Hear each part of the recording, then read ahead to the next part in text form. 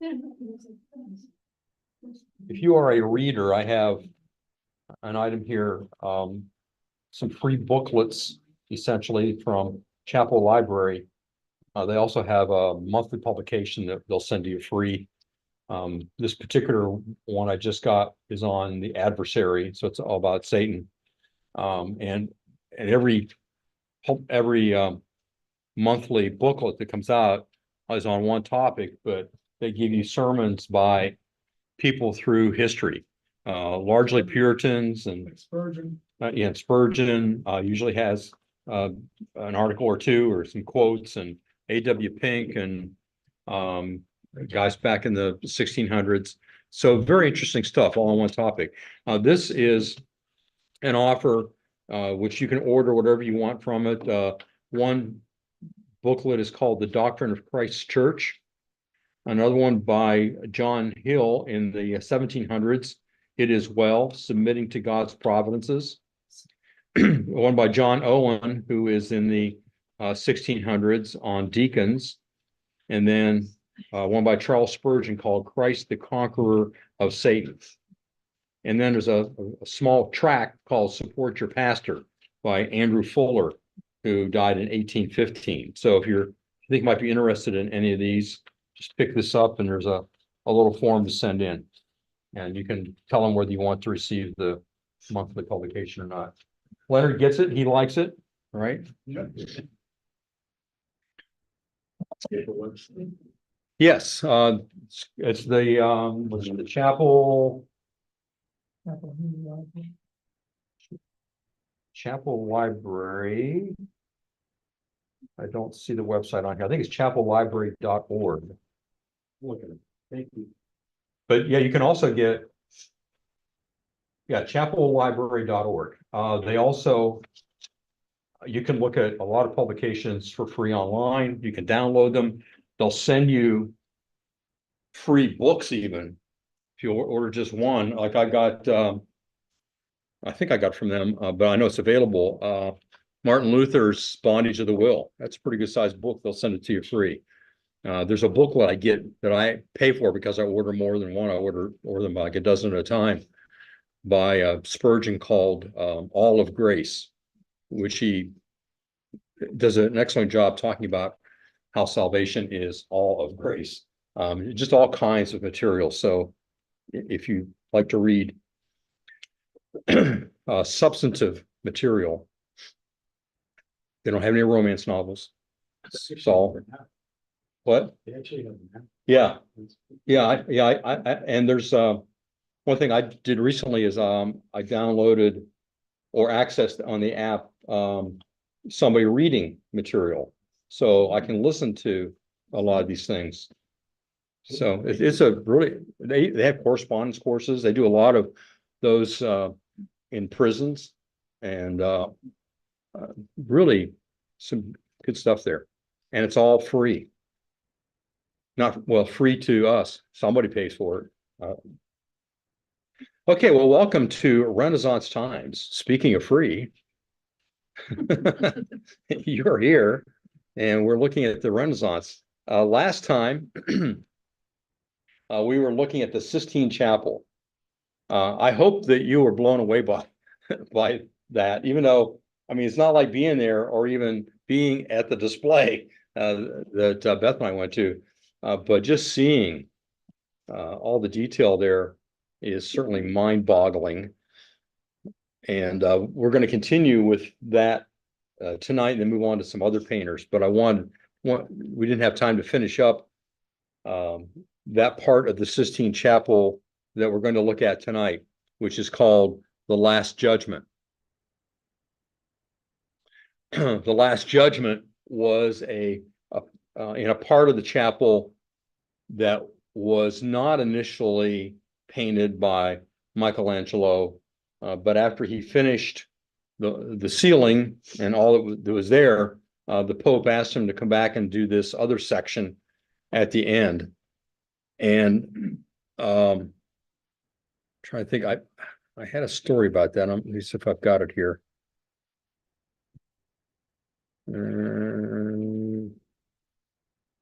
Well, if I do, I'll come to it. It seems to me that he wanted him to paint a particular thing. You know, it was like, paint us a couple angels or something. But instead, Michelangelo decided the Last Judgment would be a good thing to put on this wall. And it's just an amazing thing. So we're going to look at some pictures from this. Here's the whole thing. But as you can tell, there's a lot of individual parts that have a lot of detail. And I'm going to play for you the narration describing it, and hopefully I have some pictures that'll go along with it. The Last Judgment. Michelangelo's The Last Judgment is without doubt the most visually striking and impressive piece in the Sistine Chapel. The size alone is overwhelming, as the painting measures 180 square meters or almost 2,000 square feet and contains 390 separate characters. This monumental painting on the altar wall was created 25 years after the ceiling was finished. While commissioned by Pope Clement VII, only 2 days after Michelangelo arrived in Rome in 1534 to begin the assignment, Clement died. But his successor, Paul III, allowed the project to continue. Think of The Last Judgment as a Renaissance reboot. The Last Judgment was heavily inspired by Dante's Divine Comedy, one of the greatest works of both Italian and world literature. The poem's imaginative view of the afterlife is divided into 3 parts: paradise, purgatory, and hell. At the very top, the angels on the left are holding the cross and the crown of thorns, and the angels on the right carry the post on which Jesus was whipped. Underneath is a section of the painting depicting the saints, with Christ appearing in the center as the creator of the world. To his right, we can see Mary alongside John the Baptist. Other saints can be recognized by specific characteristics. For example, we can distinguish Peter by the 2 keys he is holding. We can make out St. Catherine of Alexandria with the spiked wheel. Sorry, I didn't go through this to be able to find all the pictures of these. So I'm sorry we can't look at the pictures that they're talking about. We'll look at specific pictures that he may talk about later here. The kneeling St. Sebastian with the arrows in his hand, and on the far right-hand side, St. Andrew with the X-shaped cross on which he was crucified and that bears his name. One striking figure underneath Christ and to the right has always puzzled scholars. It's a portrait of St. Bartholomew. He was put to death by being skinned alive. This figure of Bartholomew has been alleged to be a portrait of Pope Paul III. This interpretation is admittedly disputed. There can be no dispute that the face on the skin removed from Bartholomew is a self-portrait of Michelangelo. This was Michelangelo's way of drawing attention to his own martyrdom for having to create this fresco when he was over 60 years of age. The lower section of the painting describes the events of Christ's judgment of the world. Jesus is separating the chosen ones from the damned. In the middle, we can see the trumpeting angels of the apocalypse. Those facing the chosen ones are showing them the book of life, whereas those turned towards the damned are holding out the considerably thicker book of the dead. All right, we'll go back and see if we can see some of these things. Did he say Michelangelo was martyred? Well, he felt he was being martyred because of the pressure being put on him by the Pope to complete this. You know, it's taking too long. Come on, let's get on with this. So he painted himself as Bartholomew being skinned alive, because that was how he, you know, it was like an artist's choice of what to do, of how to paint himself into the picture. Okay, so on the left, in fact, let's see. Yeah, you see Bartholomew there. And on the right part of the fresco below the group of saints is the resurrection of the body. And the damned are being sucked down into hell. Below that, I guess it is. I'm not sure if you can pick that up. from that picture.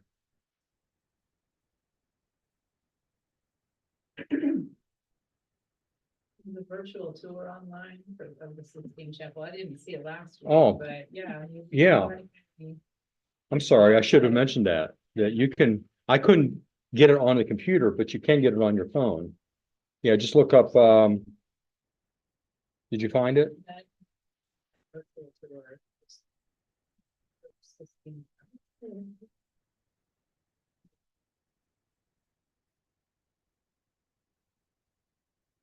My app just says, Michelangelo Sistine Chapel, I think. Yeah, Michelangelo's Sistine. And I'm not sure what's after that app, I think it says. Okay, so here, I mean, you can tell the picture on the left is are people that are damned. Tell by their faces and, presence of snakes around and all that. But more than that, notice the facial expressions, the detail.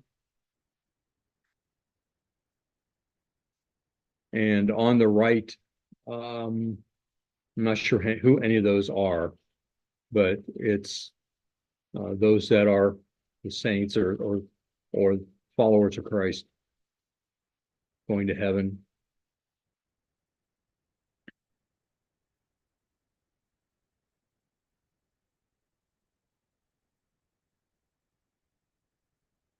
So one of the things that stands out among those who are observers of art is that in this depiction of the final judgment of all mankind, that everyone stands equally before the judgment seat. Even Peter, supposedly the first pope, is returning his keys to Christ and seems uncertain whether he'll be accepted into heaven. All is in motion, all is entirely dependent on Christ's command, represented by his upraised right arm. So I guess that maybe it's in there in center. It makes sense that maybe it's Mary next to him, I'm not sure.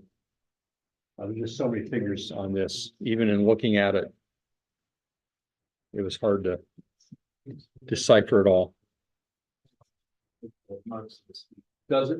Oh, yeah, okay, I see it now. I was looking at the hands, I didn't see anything. And there, and I see the marking inside as well, yeah. Yeah, that's nine. And I don't know, who's it? Anything else you recognize there? You see Peter's keys.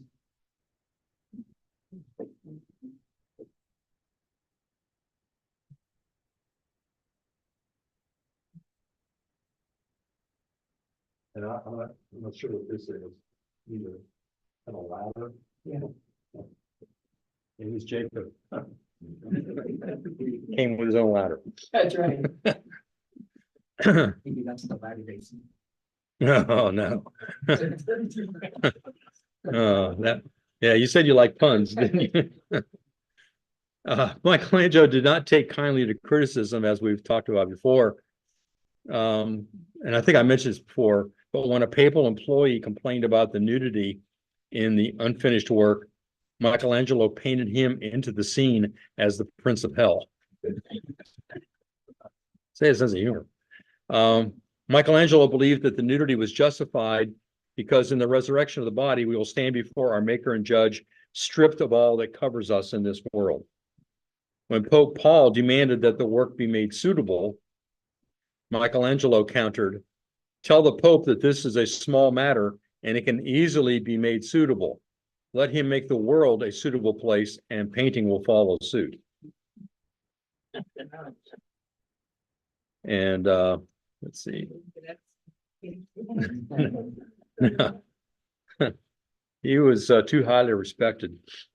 One art history instructor observed concerning the whole Sistine Chapel, all the frescoes. He says his frescoes are a magnificent example of how a Christian artist can interpret scripture through art. When people saw the finished product after 4 years of toil, and by the way, I think maybe one of our tour guides mentioned this, that the story is he was on his back, all the time painting, but that's not really true. He invented scaffolding that would be able to go up there and he'd be able to stand and paint. But when people saw the finished product, he was proclaimed the greatest living artist. Pope Julius was not so easily pleased, however, and he complained, "It really ought to be retouched with gold. It will look poor." Not crazy about rebuilding the scaffolding. Michelangelo answered, "Those who are depicted there, they were poor too." John W. Dixon, in his book, The Christ of Michelangelo, believes the Sistine Chapel is one of the best known, the most studied, and least understood of great works of art.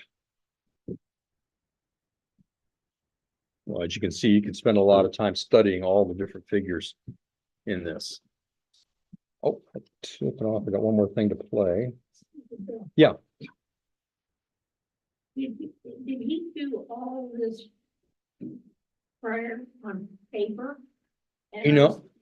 He had to have planned it out.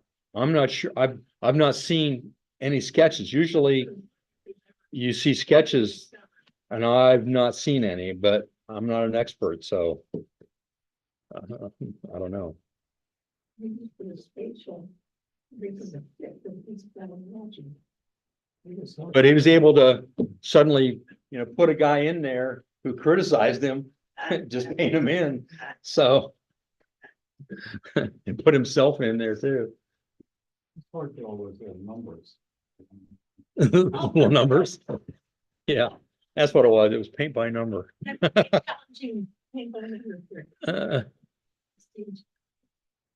Okay, I want to play the conclusion they have here. Conclusion. By the time Michelangelo unveiled the work in 1512 without the Last Judgment, he had succeeded in creating a transcendent work of genius, one which continues to inspire millions of pilgrims and tourists in Vatican City each year. The Sistine Chapel holds a central place in Christendom as the private chapel of the Pope and the site of the papal enclave, where the College of Cardinals gathers to elect new popes. Thanks to Michelangelo, however, the chapel's significance extends to people of all faiths and creeds who have been inspired by the originality and power of his vision, both directly and indirectly, through its influence on subsequent artists. From Ariana Grande's feminist reimagining of Michelangelo's creation of Adam, to Steven Spielberg's movie about an alien getting stranded on Earth, later to be found by a young boy, Michelangelo's work has been influencing us for centuries. Michelangelo died at the age of 88. Quite a feat considering it was 1564 and people were lucky if they made it past 40. On his deathbed, Michelangelo is said to have muttered, "I'm still learning." Let this final quote act as a mission statement for us all as we move forward. We are all still learning. Oh, there's a drawing. I forgot about that. So there may be others.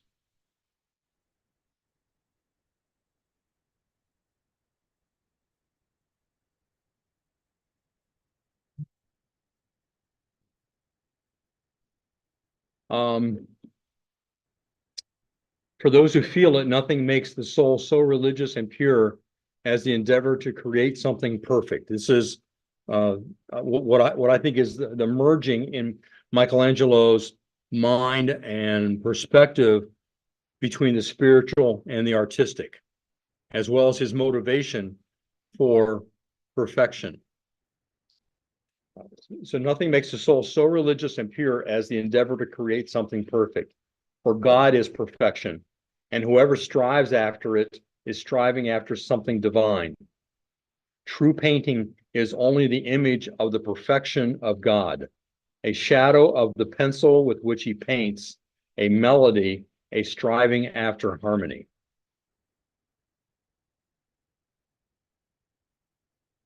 As Michelangelo certainly one of the greatest artists of all time. And maybe the greatest of his time, second only to Da Vinci, possibly, just because Da Vinci was so diverse in his interests and abilities. Michelangelo was, as we said before, he was reticent to begin this project because he didn't consider himself a painter. Well, we'll see his true love is sculpting, and we'll come to that. All right, any final comments or questions about Michelangelo and especially the Sistine Chapel? I don't know. Wait a minute, was that? No, it's later on. There's a sculpture later on that he refused to be paid for, I think. So I mean, 4 years, at least room and board, you'd think. I never saw anything about the payment. Yeah, the last thing. The Last Judgment, Yeah, Final Judgment. it was 25 years later. I don't know much about art, but we need to art that match that. That blue is such a vivid blue, you know?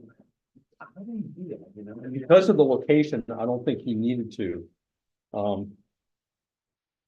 It would be, I'm trying to think of an equivalent.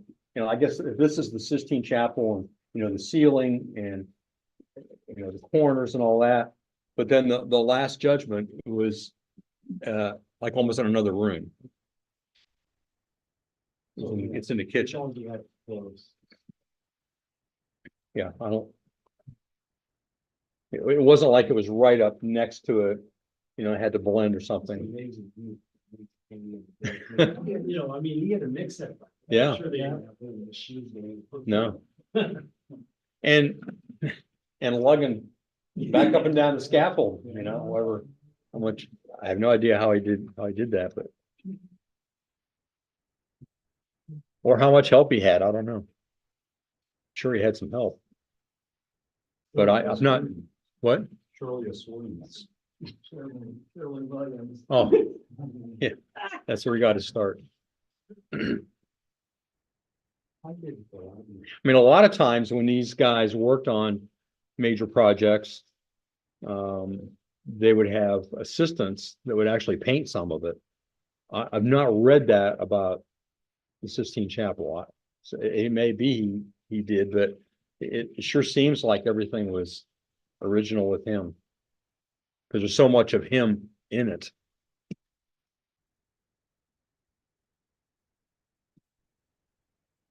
All right, let's go on to some other painters, some of which maybe you've heard of and some maybe not. We're going to look next at the Venetian painters. You may think of Venetian blinds, but these are from the city of Venice. And the first one is Titian. He's considered the greatest Italian painter of the Venetian school. Titian ranks with Michelangelo as one of the foremost painters of the Renaissance. This is his most famous work, The Assumption of the Virgin, which is a painting of Mary ascending into heaven. Now, just as an explanation here, the Assumption of Mary was a Catholic doctrine that remained optional in the early 16th century. It was not declared an article of faith until 1950. So it was debated up until that point. The Franciscan order, whose church the Frari is, where this is painted, were always keen promoters of this and other aspects of Marian theology, in particular, the related doctrine of the Immaculate Conception of Mary, then still a matter of live controversy. And I don't recall when that was codified, but I think it was middle to late 1800s, the Immaculate Conception. The doctrine held that the body of the Virgin Mary was assumed or moved physically into heaven at the end of her earthly life. Most Catholics believe that this took place after a normal death, usually 3 days after in tradition, but some believe that Mary was still alive when it happened, so that she never died. But this is his rendition of the Assumption of the Virgin. Here's the close-up.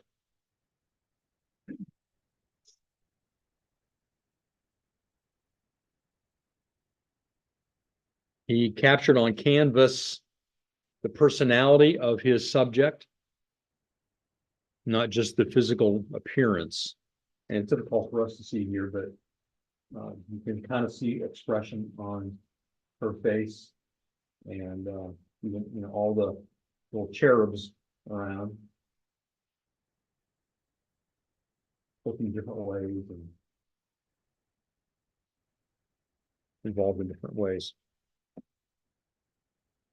Unlike other Renaissance painters, Titian became famous and wealthy for his work, which included painting for the kings of Spain and France, as well as the Holy Roman Emperor. So he was able to make money off of portraits, essentially.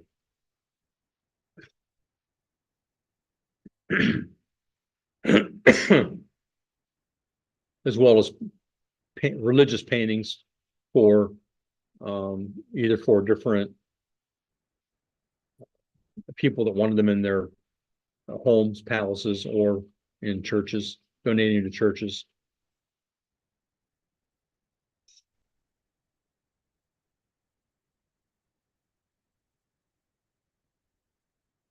So in his thinking process, Mary Magdalene was there when Jesus was a baby or toddler. And they often did that. The Renaissance painters, they often put people together in a painting, which in no way could have been together at the time that's being depicted. So it doesn't really mean he thought that she was there. It's just that they put people together like that. Okay, any comments or questions about Titian? Or observations? Again, the big picture is to see the progress from Middle Age painting to Renaissance and what a difference there is, and how they look real, they don't look flat, they're three-dimensional, all that. Now, the next guy is known for his vivid colors. It's interesting too, because his name is Tintoretto, and that was a nickname, which means little dyer, because his father's occupation was a silk dyer, and so they called him the little dyer. But he sought to combine the bright colors of Titian with the masterful drawing of Michelangelo. And you can see there Christ at the Sea of Galilee, the vivid colors and shadow, the waves, you know, having a lot of substance to them. And then the wedding at Cana. What do you notice about the wedding at Cana? People. A lot of people, which there may have been a lot of people there.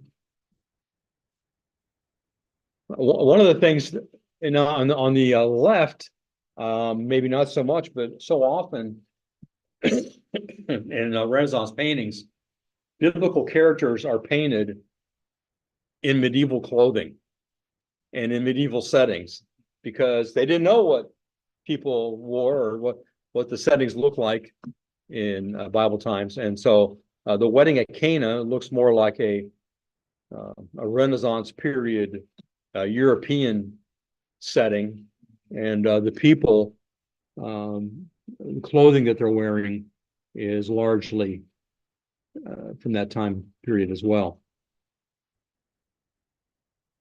I suspect that because of the little halo down here, that's probably Jesus.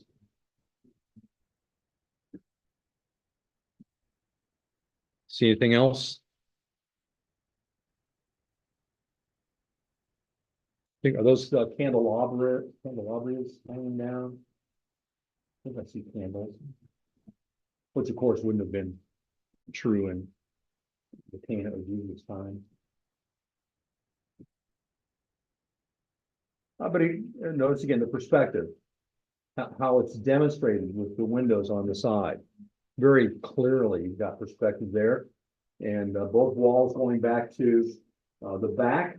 And as we've seen before, openings in the back so that you can have landscape back there, which gives more depth and perspective as well as color and light. Notice the shadows in the lower right especially. Anything else stand out to you?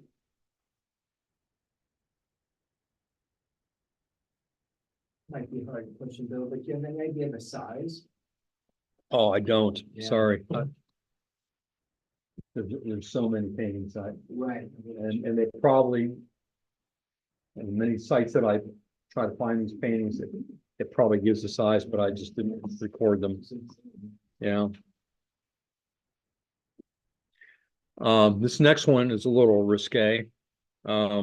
It's his painting, which is Vulcan surprising Venus and Mars. It was done in 1555. I assume that's Vulcan that's standing there, and Mars must be the baby. Again, a lot of color. I mean, notice the, this is an insignificant part of the painting, but it's got the brightest color. A lot of color here, although it's dark. It's the shading of it gives a lot of texture and color as well. And then notice, he's got a mirror in this one. I got to think that, and I see this every once in a while, and you wonder whether artists, when they put a mirror in a painting, are just showing off, because that's got to be tough to reflect. You're not only painting an image, but now you're going to paint the reflection of the image in a mirror, and he does it there. Got a window for light to come in. Anything else?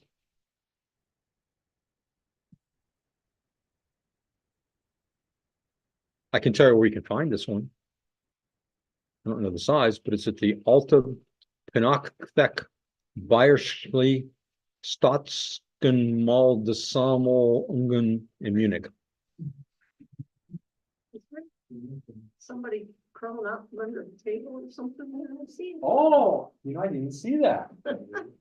Yeah.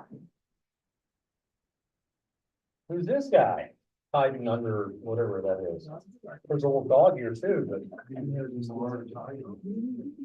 Oh, that could be, maybe that's it. I don't know the story, so I don't know, maybe that is. Or maybe he was surprised. I don't know. Yeah. All right, here is Tintoretto's painting of Christ and the adulteress. Can you pick out the main characters here?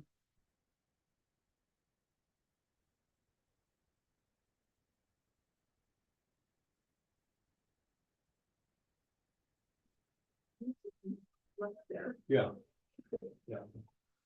And interesting, he has a little glow about him, but these guys do too. So I'm not sure who they're supposed to be. Are they his disciples? I don't know. These are the accusers. Is that the woman being accused, or is it one of these over here? What do you think?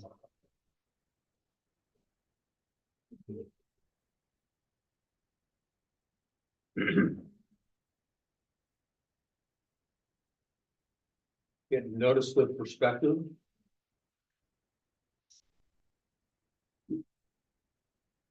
You have a close perspective here with these columns, then you've got a far away perspective with the city street going down here, and people back here that are smaller than people here, different depth. You've got vegetation, you've got another opening back here.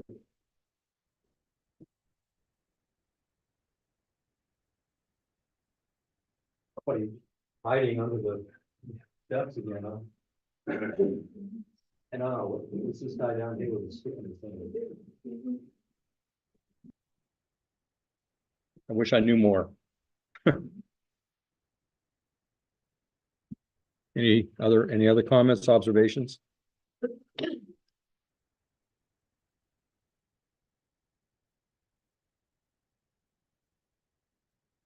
And then this is considered his masterpiece, The Last Supper, which it's a little bit, it's darker than the other ones.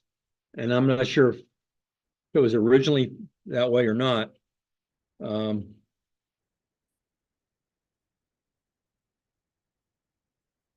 next one we'll see, I think, a better representation of his use of light and dark. One of the key things here is, again, just like Da Vinci, everybody's on one side of the table. You can pick out Christ because of the light around his head. In this particular case, it wouldn't have seemed particularly necessary because he's showing the table from an angle. He could have put people on both sides. Maybe he didn't want to draw the backs of the heads. I don't know. What else do you see here? Anybody hiding in this one?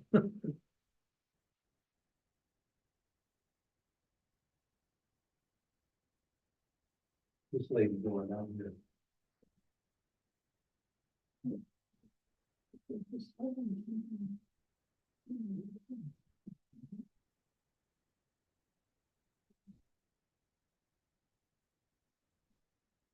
I mean, there's some kind of a tub there. Was that where Jesus got the water to wash their feet? Or something else? Angels up above there. Yeah, it looks like angels on the upper right-hand corner.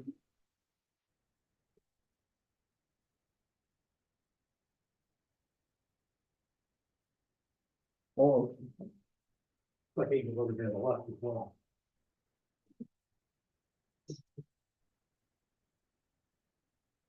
any others? Did you find anything online?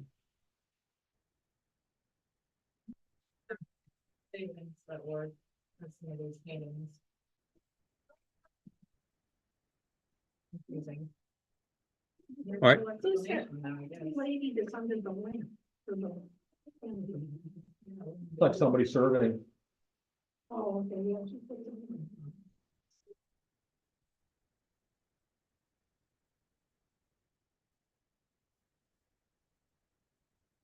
I think they're all on one side just because it looks like the food is set up on this side. And they serve people on one side.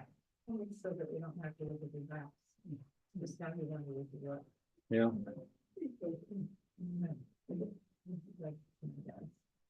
Yeah, well, the food is over here. Once we're taking it that way. I don't know. All right, let's go to the next one. The adoration of the golden calf. This one I think is really has a good use of light and dark, which I really appreciate. And color. What's the color in this painting do?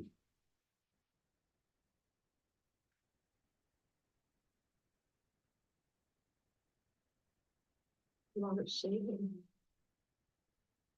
Where's your attention drawn? Yeah. And that's a woman who is pointing at the golden calf. I'm not sure why she would be important, but that's definitely where he puts our attention. And the men carrying it have a little bit of color, but not like she does. Anything else you see there?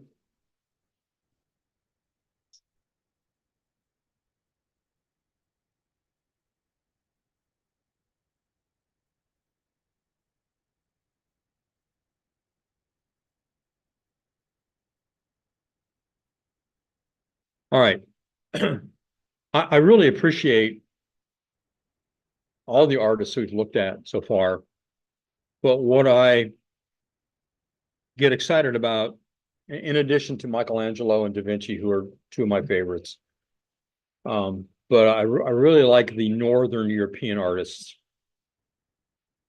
And so we want to look at some of the distinctions between Southern European, mostly Italian, and the Northern European. And the Northern Renaissance art, it was a continuation of late medieval attention to detail. So they're looking at details. There was a tendency toward realism and naturalism, and less emphasis on the classical ideal. Now you can't say that about all of the Italian Renaissance artists, but there was a great deal of emphasis on Greek and Roman classic art. Maybe more so in sculpting, but certainly in painting as well. And so you have the use of mythology in many of the paintings, and sometimes a mixture of mythology with Christian thought. There's more of an interest in landscapes. We had that some in the Italian Renaissance, especially windows or ends of buildings, looking out at landscapes and others. But you're going to see more of it with the Northern Renaissance. But there's going to be more emphasis on middle class and peasant life. The Italian Renaissance painters didn't seem that interested in painting everyday life. They're painting portraits for people, they get paid. They're painting religious things, so they get paid. The Northern Renaissance artists are more interested in depicting everyday life. They show the details of domestic interiors.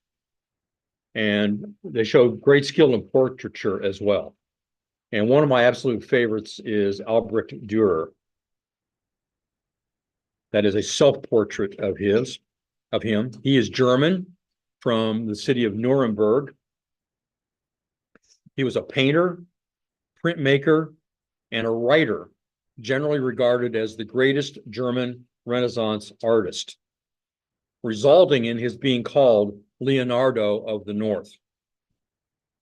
Famous for his paintings, engravings, and woodcuts. His vast body of work includes altarpieces like this. Now, an altarpiece was, these are two different panels. They're put together here. But they're panels on usually a portable altar that could be taken around to serve communion or mass to people outside of the local church building or cathedral. And there are wonderful paintings on these things, a lot of detail. They put a lot of work into it. And there are more than two panels. You know, it's I wish I'd think to take a picture of one, but they kind of fold up for carrying, and then when you get to the place, you open it up, and there's all these panels with religious pictures on them. It was remarkable to me, and maybe I'll show you a picture of this sometime later. When we were in Germany, I remember going into the basement of, I think it must have been a church building or a museum or something, and there was one of these big portable altars. Open up so you could see it. Beautiful. And there's no guard there. There's nobody around to tell you don't touch. It's just there. It was kind of, I mean, I've been looking around. Okay, this thing is many hundreds of years old, and shouldn't you be watching it? But I guess not. I'm sorry, I couldn't hear you. I'd say I wonder if they are today, though, you know, all the stuff. Well, you mean, Yeah. Today somebody's boiling canned tomato soup on. Yeah. Yeah, but this is just in the basement somewhere. They probably wouldn't even think of it. I don't know. All right, so these are it tells you there the four apostles, John the Evangelist, Peter, Mark, and Paul. All right, and again, I think made to look realistic, good use of color. Any other comments? So Dürer painted these kind of things. He also painted religious works. On the right is the Adoration of the Magi. What stands out to you there?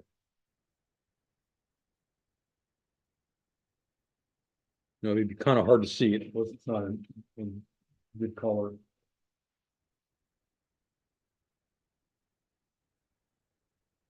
how are the Magi depicted?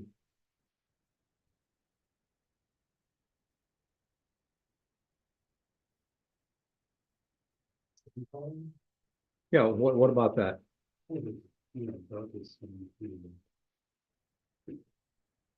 Looks like it could have representative of three different ethnic. And also, I would say three different age. Yeah.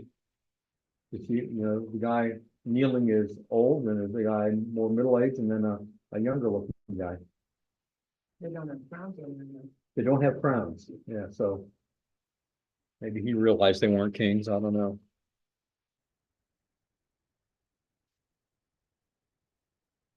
Then you had the perspective in the back.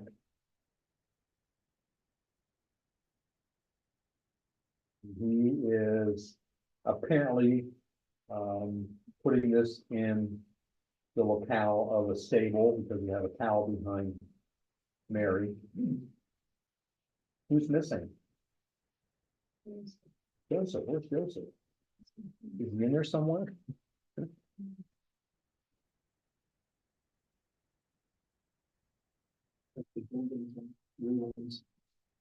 Yeah, it does. Yeah. And you wonder why.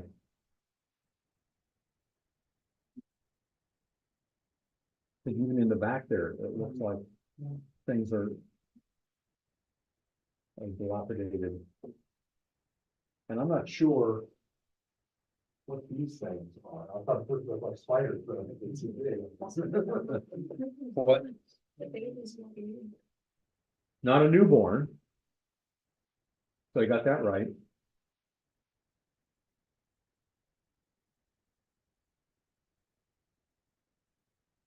All right, you've all seen the praying hands, right? That was actually done. That was not the final piece. That was one of his studies.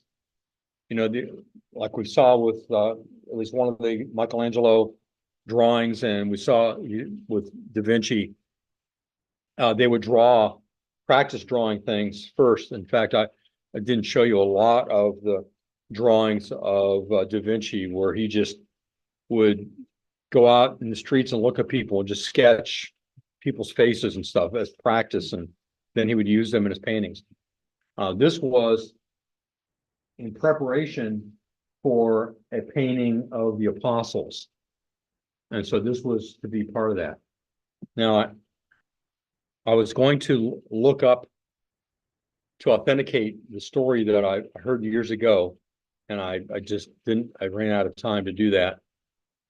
But it certainly may be true that when Dürer and his best friend were young men, both good artists and wanted to go to art school, but between them, they only had enough money for one of them to go. And so they decided one would work to support them while the other went to art school. And then when he was finished, then they would reverse. And the Dürer was the one to go to art school first. And his friend worked at scrubbing floors. And whatever the time period was, when Dürer finished, he came to his friend and said, okay, now I'll support you. And his friend said, no, look at my hands. They're all gnarled from scrubbing floors. I'll never be an artist. And so to honor him, he used his hands in this drawing and ultimately the painting. So I can't tell you for certain that that's true, but it's a nice story. All right, any other observations here? He also, there's one, I think I know the one on the right is a self-portrait. The one on the left, I'm not sure if that's a painting or a woodcut. His woodcuts are so fantastic. I can't tell the difference when I'm looking at them. But he did numerous portraits and self-portraits. But look how realistic his squirrels are. Yeah, they do a little bit, don't they? And their feet are kind of odd too. Maybe the European squirrels are a little different. I don't know. Yeah, until they eat all your bird seed. But 13, he drew that self-portrait. Like count for that age. Yeah. And look at the shading, the folds of the cloth, preciseness of the hair, everything. Index finger, pointing. Yeah. At what, I don't know. And there's another self-portrait on the right at 28. He also did portraits of other people, like here's Erasmus, who we've talked about before. And I think, to me, this looks like a wood cutting. Now, a wood cut, I don't know if you've ever heard about this or not, but books started to become popular because the printing press, and became much more accessible. Well, one of the things that people wanted in their books were pictures. And certainly a printer would like pictures in a book because more people will buy it if there's pictures in it. Well, how do you put, before you had photographs and all that kind of stuff, how do you put a picture in a book? Well, you had a block of wood, and I can't explain it. Hopefully you understand this. You would have to carve the picture into the wood in such a way that what you normally would be, what you're drawing would actually stand out. So you're carving away all the parts that aren't going to be printed. Does that make sense? So it's almost like you're carving a negative. Yeah. Yeah, so you can imagine if you have a stamp that has something on it, you'd have to carve away everything except for those letters. Well, he's carving away everything except what is in the picture. And fine lines. Look at the detail of this, and I think this does look to me like a woodcut. I can't swear to it, but look at the detail there.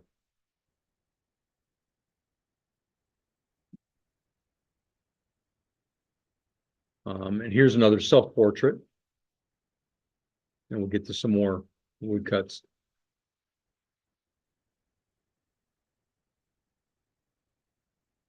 They like their portraits in front of windows. Yeah, gives light. All right, here are some woodcuts. The 4 horsemen of the apocalypse from the book of Revelation. I wish I had made this larger for you because it has so much detail in it. And to think that he's carving this in wood. The rhinoceros also. Now, I got to think he never saw a rhinoceros in his life. Where would he have seen a rhinoceros? I don't know.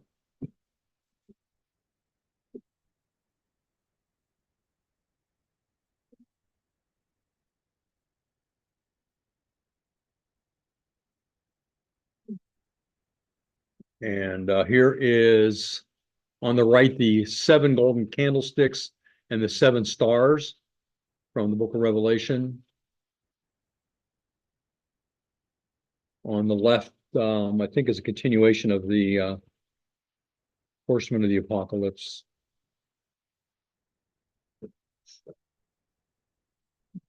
I just can't imagine how anybody would be able to do that. I can't imagine how you'd be able to paint, but to be able to cut into wood to make it stand out like that.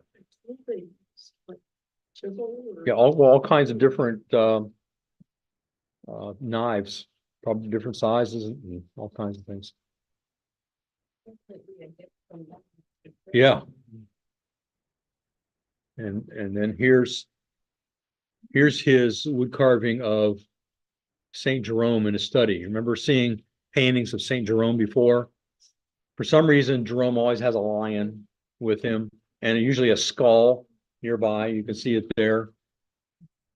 I think he also has a dog here. There's a skull on the windowsill, yeah. Install. I'm not sure if that's a dog or what, but look at the face of the lion. To me, that doesn't really look like the face of a lion. Well, big cat. But, It looks but like a I face wonder of a too, cat. had he ever seen a lion? Rat. Probably. Pictures? Well, I mean, there are no photographs, so I'm not sure how he would even seen a picture, but maybe somebody painted a lion sometime. Now, normally you see Saint Jerome in a cave, because that's where he lived a large part of his life. Here, Durer puts him in a house. Light coming in the windows. Interesting that you've got light on the ceiling coming from the windows, apparently, as well as on his table. And that's the only reason I surmise that that's Jerome is because of the line in the skull, because those are always in pictures of Jerome. Why is that? What's with the skull? I knew at one time. But it's not coming to my mind right now. There's some significance to it. In fact, you see not only with Saint Jerome, but other people as well. Looks like to be a lamb. You think that's a lion? Over here? Yeah. I don't know, the head looks kind of like a dog, and ears, got big ears. I don't know. Yeah. The fragility of human life as well as the inevitability of death. That's what it is? Okay, that's the skull? Yeah, that makes sense.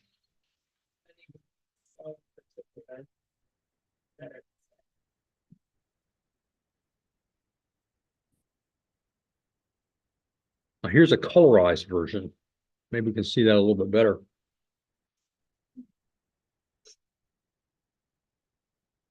The color definitely helps certain things to stand out. The hat, yeah. Otherwise, you hardly noticed that before.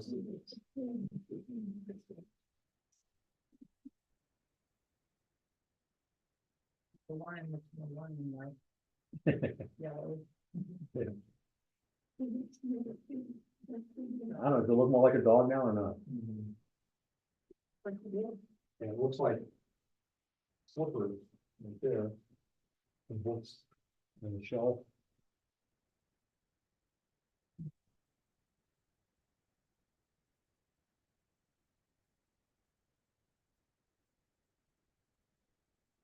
And here's some others. I think on the left has to be a painting. The one on the right, I believe, is a woodcut. Yeah.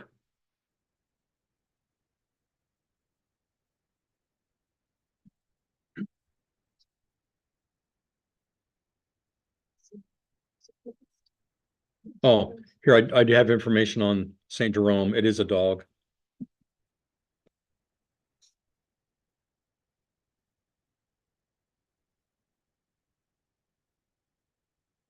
And then here's a watercolor painting he did of a wing. A blue roller, I assume it's a kind of bird. It's in a museum in Vienna.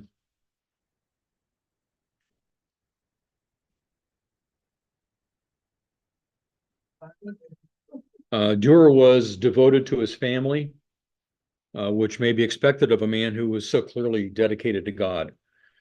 We know that not only from his paintings, but his writings as well. He was a man who really knew the Lord. As we've already noted, he was a supporter of the Reformation that was beginning to envelop Europe. You may remember he wrote a letter to Michelangelo telling him to get off the fence and support. I see down on the bottom, it looks like his, must be his signature. Yeah.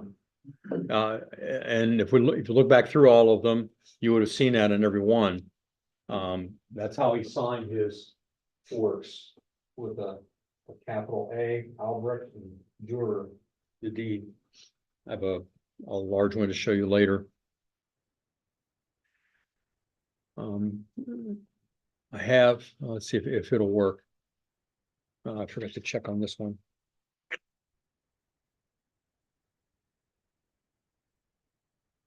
Examination of.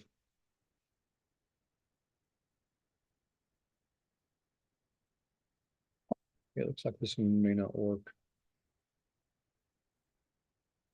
But this particular video was looking at the detail of different things in this drawing. Here's a wood plane, saw, straight edge, nails, you know, the folds of the garment, all those things. So it looks like we won't be able to watch that. And then here is a sample of his signature.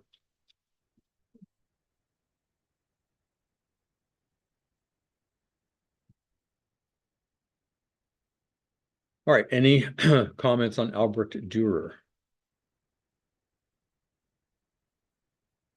I'm trying to figure out. Do a stamp. Don't you have to do the mirror image of it? Yeah, that too. Don't you have to? Yeah, because it's backwards. Yeah. So, Reverse. yeah, so. Mhm. to Now, if you're doing a actually- picture, it may not be as important as if you've got words, but Right, if you've got words, yeah, they have to Right. be mirrored. Yeah, so. that makes it even harder. That's what I was thinking. Yeah. You like that? Were those stamps or was that, I'm not sure, like carving, that would be the art? That would be a He wouldn't. take like a that. wood block, Right. but then you would, when they put it, when they're printing the book, they would be able to use that to stamp down on the page. So it would have to be reversed. Yeah, if there's any writing on it, yeah. He was. Well, in the picture, Yeah. Well, it doesn't matter. I mean, if you're looking at a picture, it doesn't matter if the person is facing left or right, maybe. If you want them to face this direction. If you want them to, yeah. Yeah, Yeah, but in this case here, it could be 1511 or 1151. Yeah. Right. I read someplace where hands are the hardest thing for medicine. That's why a lot of times it hides. well, that's what the praying hands are remarkable. But even though self-portrait in the 28, the hands are like perfect. you know? Yeah, I didn't even look at the hands. I was looking at the hair and beard. In his hand. Oh, yeah.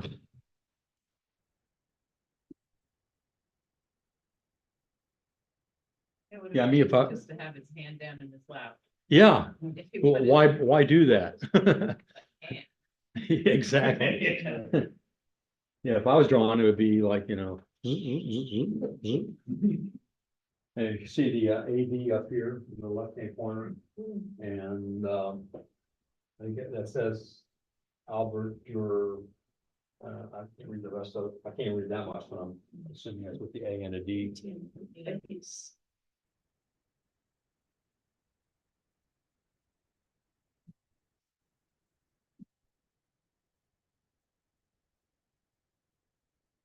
No hands. Oh, yeah, it does have hands. It has gloves on though. I don't know, does that make it easier or harder?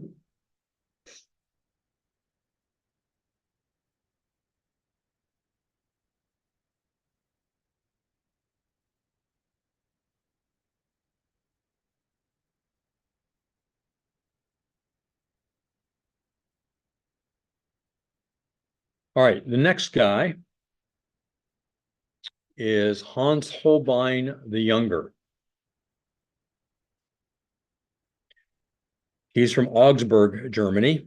He's a German painter, draftsman, and designer, renowned for the precise rendering of his drawings and the compelling realism of his portraits, especially those recording the court of King Henry VIII of England. You've probably all seen this portrait. Yeah. Yeah. Those fingers are not Yeah, there. exactly. a little easier to draw that maybe. But he did not only King Henry VIII, but other people in the family and court as well. He made also various drawings and sketches for illustrations, particularly The Praise of Folly by Erasmus. This brought him into contact with the humanist scholar, for whom he painted 3 portraits. This is one of them. This eventually led to his painting also a portrait of Sir Thomas More, in addition to several other famous individuals. Did you say he was from again? He's from Germany, Augsburg. Yeah. His father, as you might imagine, was Hans Holbein the Elder, and his brother Ambrosius Holbein were also artists. It's Hans Holbein, the other. The other, yeah, the Ambrosius.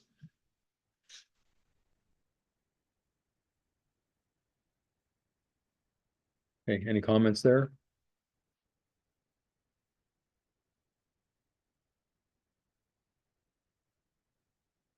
Good portraits. Next is Jan van Eyck. I think I'm saying that right. He was a Netherlandish painter, Dutch, was a master of the newly developed technique of oil painting. His naturalistic panel paintings, which predominantly featured portraits, and here is one that shows us the use of perspective that we've been seeing over and over again. And here is a portrait, pretty famous painting. Yeah. Back to the beginning when we were just talking about Renaissance painting in general. So he did portraits and religious subjects, and they're characterized by the extensive use of disguised religious symbols. And there's something here that, again, you think this doesn't have to be in the painting, but notice what is the center attraction in this painting? Yeah, there's a close-up of it.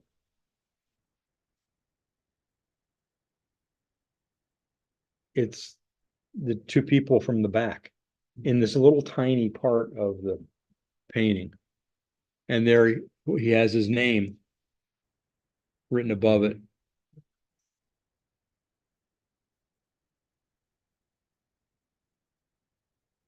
Dust Broom and Rosary. I don't know. Is that a rosary? Yeah, there's a little room there. I'm not sure what that is on the left. There are beads, but I've never seen a rosary with tassels on it. Anyway. Could be time bridge. Mardi Gras. There's some deep thinkers here. All right, here is something he's famous for is an altarpiece for the town of Ghent. Have a look at the Ghent altarpiece. It is absolutely breathtaking, and it's really complicated. It is. It's made up of many, many panels. It's a polyptych, and those panels are connected by hinges, so they open and close. Which means that we actually see this set of paintings in 2 distinct ways. We either see it opened or closed. And this is important because I think it would be closed much of the year and then opened on feast days as a kind of revelation. This would have had an elaborate frame. There's some controversy about actually who painted it. This is generally ascribed to Jan van Eyck. Some suggest that his brother Hubert may have done it. The frame was lost, presumably during the iconoclasm, that is, the attacks on Catholic art during the Reformation. And we also know that this painting was much coveted by the Nazis and was actually stored in a salt mine. We're lucky we still have it today. We have at the top some figures with scrolls and books, and those are prophets and sibyls who predicted the coming of Christ, the coming of the Messiah. And the moment that they predicted is actually unfolding right below them, and that is the scene of the Annunciation, where the angel Gabriel is announcing to Mary that she is about to conceive Christ. Gabriel over on the left panel, Mary 3 panels to the right, and then wonderfully empty space, not empty, in fact, this fabulous cityscape, and then a kind of still life on the right middle panel, but nevertheless, an unoccupied set of spaces that suggest the opportunity for Christ's arrival. And we have the usual trappings of the Annunciation. The angel Gabriel holds lilies, which are a symbol of Mary's purity, her sinlessness, her virginity. The angel Gabriel announces, and you can actually see words coming out of the angel's mouth in Latin, Hail Mary, full of grace, blessed art thou among women. And Mary on the other side with the dove above her head, which represents the Holy Spirit, and words coming out of her mouth, her reply to the angel Gabriel coming out backwards. Isn't that something? The words are, because she's speaking the other direction, the words are written backwards and upside down. Right to left instead of left to right, and upside down, behold the handmaiden of the Lord. Backwards makes sense, right? She's speaking back to the angel. It's very interesting that the words are also upside down. It makes us question who she's speaking to, doesn't it? Perhaps the God who's looking from above. Everything in this set of panels is very concrete and absolutely physical. And yet those words, because they're gold, but also because they're not attached to anything physically represented, are wonderfully ethereal and speak to God. There's that tension between the writing, which is a very medieval thing to do. It reinforces the flatness of the image. And yet there's a tension between that and, as you said, this physicality of everything else, the sense of space, the objects that are depicted are incredibly real as the light reflects on them, that cityscape that goes out into a distance where we can see figures and shadows and buildings and birds, or that still life on the right where we see the sunlight from the windows beautifully reflected, attention to detail that is very unique to the Northern Renaissance. These artists were miniaturists, and that attention to detail comes through even on this large scale. But we don't want to say that this is the kind of naturalism or realism that we would have seen developed at this very time in Italy, because it's not. We're seeing a kind of awkward linear perspective. The figures themselves look as if they might bump their heads if they actually stood up in this room. The space seems to rush back. And also, we're not seeing an attention to the reality of the human body that we would have seen in the Italian Renaissance. We have kind of drapery that seems to have a life of its own with lots of angular folds. It almost seems to hide the body underneath. And we should say that the altarpiece is 11.5 feet high. It's really large. It's made for a private chapel in St. Barbara's Cathedral in Ghent that belonged to a patron who we see below. So we have 4 figures, or 2 figures and then 2 sculptures, but that in and of itself raises a really interesting visual trickery. We take the figures who are dressed in red as real people, and then the sculptures in the middle carved of stone, but of course this is all paint. The figures who are represented with sculptures are the 2 St. Johns, and I think they have particular relevance for the chapel and for the family. It's also interesting to look at the patrons, because there's that thing that you always see in the Northern Renaissance, which is this amazing ability to represent different textures, because of course the artist is using oil paint. And so that fur on his collar really seems like fur, and his skin really seems like the skin of an old man. And of course, oil paint will have profound impact on the sense of this painting, but especially when we open it up. Now, the bottom part is the most important part, and we'll look at that next week. The adoration of the mystic lamb. By the way, Pastor Brian has done a tremendous service for us by organizing the videos of our Sunday night class, as well as my Sunday school class in the Gospel of Luke in the PVBC YouTube page, is that what it's called, or site, so that you can go back and watch any episodes that you've missed, or if you'd like to, if you haven't been here on Sunday mornings, you'd like to go through the Gospel of Luke, you can do that as well. So just go to PVBC on YouTube. Is that how you? It's under playlists. So I Yeah. grouped it together, so there's several different playlists and you can. see Or if you've missed some messages on Sunday morning, you want to fill in the gaps there Yep. as well. Playlist for the messages. Okay. Messages are on YouTube, not Facebook. They are, still on Facebook too. This stuff is